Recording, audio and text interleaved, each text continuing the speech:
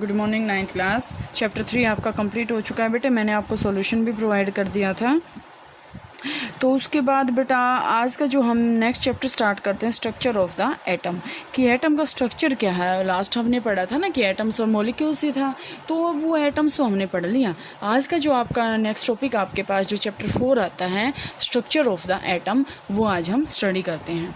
ठीक है, let's continue. In chapter 3 we have learned that atoms and molecules are the fundamental building blocks of matter. हमने chapter 3 के अंदर ये पढ़ा था, जो काइनेटिक डाल्टन एटॉमिक थ्योरी थी, कि एटम्स और मॉलिक्यूल्स क्या होते हैं, किसी भी मैटर का बिल्डिंग ब्लॉक है। मतलब अगर एटम्स और मॉलिक्यूल्स नहीं है तो कोई भी बिल्डिंग मतलब मैटर कोई एग्जिस्ट नहीं कर सकता।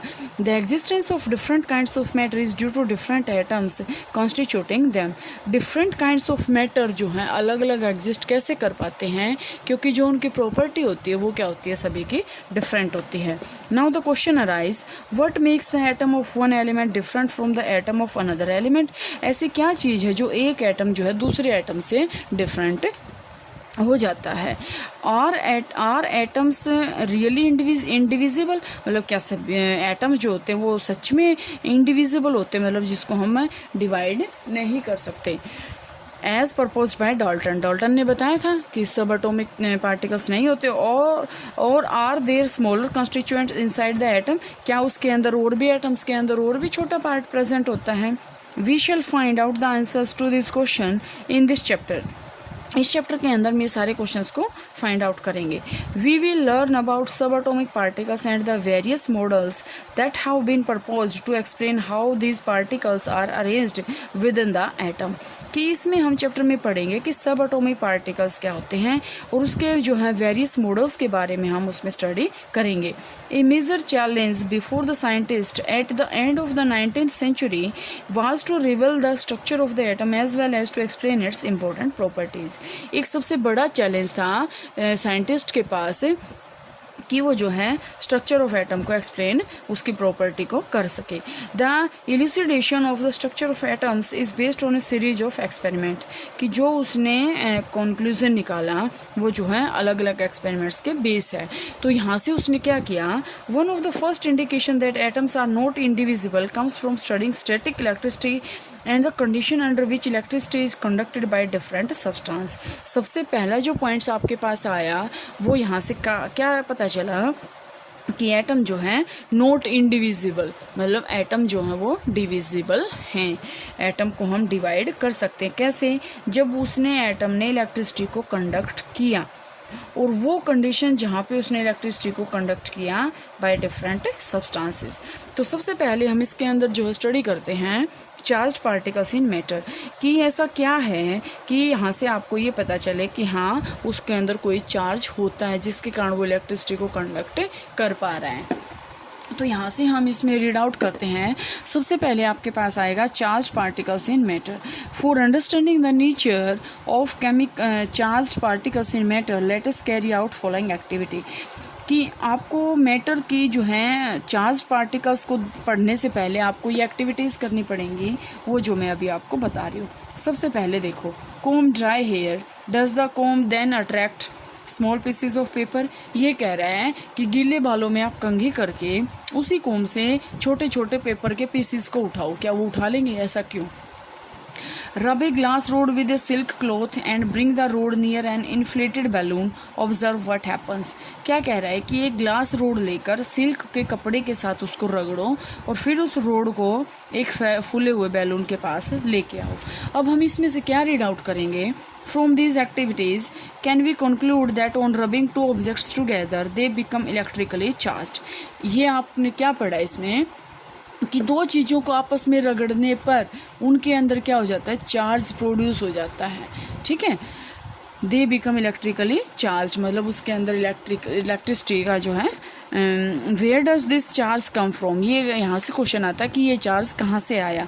This question can be answered bye knowing that an atom is divisible and consist of charged particles. इस क्वेश्चन का आंसर यहाँ से आएगा कि ये जो एटम होते हैं वो डिविजिबल है, मतलब उसको हम डिवाइड कर सकते हैं। और चार्ज पार्टिकल से वो बने होते हैं। Many scientist contributed in revealing the presence of charge particles in atom. बहुत सारे साइंटिस्ट ने ये फाइंड आउट किया। It was known by 1900 that the atom was indivisible particle but contained at least one sub atomic particle, the electron identified by J Thompson.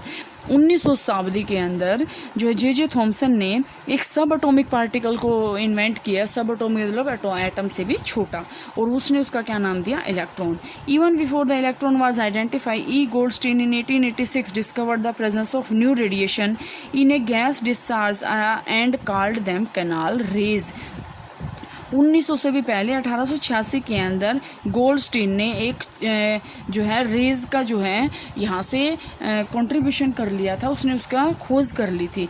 These rays were positively charge radiation which ultimately lead to the discovery of another सब atomic particle.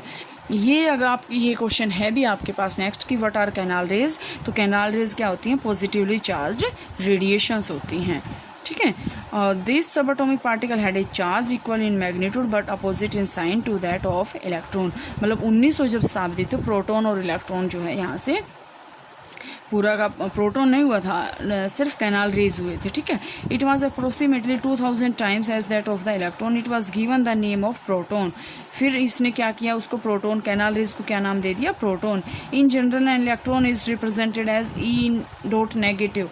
यहाँ से आपके पास ये question है कि electron को हम कैसे करते हैं? ई के ऊपर छोटा ई बना के उसके ऊपर नेगेटिव चार्ज लगाते हैं, और प्रोटॉन के ऊपर क्या करते हैं? पी पॉजिटिव, क्योंकि इलेक्ट्रॉन के ऊपर चार्ज कैसा होता है? नेगेटिव, और प्रोटॉन के ऊपर positive. The mass of proton is taken as 1 unit and its charge as +1। Proton का मास कितना होता है? 1 यूनिट, और उसके ऊपर चार्ज कितना होता है? +1। The mass of an electron is considered to be negligible and its charge is -1। उसका मास क्या होता है? नेग्लिजिबल होता है, लेकिन उसके ऊपर चार्ज क्या होता है? -1। It seemed highly that an atom was composed of protons and electrons mutually balancing their charge। एक प्रोटॉन है पॉजिटिव चार्ज है, दूसरा इलेक्ट्रॉन है नेगेटिव चार्ज है, तो जिसके कारण क्या है? वो इलेक्ट्रिकल न्यूट्रलिटीज के अंदर बनी रहती हैं। It also appeared that the protons were in the interior of the atoms। protons अंदर होते हैं, और whereas electrons cloud easily be removed of but not protons। ये क्या कह रहा है? प्रोटॉन अंदर होते हैं, इलेक्ट्रॉन मतलब जो है बाहर हम आसानी से निकाल सकते हैं, लेकिन प्रोटॉन को हम बाहर नहीं निकाल सकते। Now the big question was, what sort of structure did these particles of the atom form? We will find the answer to this question below। अब आपके पास स्ट्रक्चर ऑफ एटम आएंगे, और जो यहाँ से आपके पास थॉमसन मॉडल आ गया, रदरफोर्ड का मॉडल आ गया, वो जो हम नेक्स्ट करेंगे। तो यहाँ तक बेटा आप लिखोगे क्या क्या क्वेश्चन आया? कैनाल रेज, और ये प्रोटॉन आया, इलेक्ट्रॉन आया। प्रोटॉन का मास कितना होता है? 1 यूनिट होता है, चार्ज होता है +1। इलेक्ट्रॉन का नेग्लिजिबल मास है, और चार्ज है -1। तो इतना आप यहाँ तक करोगे बेटा। नेक्स्ट जो है वो नेक्स्ट करते हैं फिर।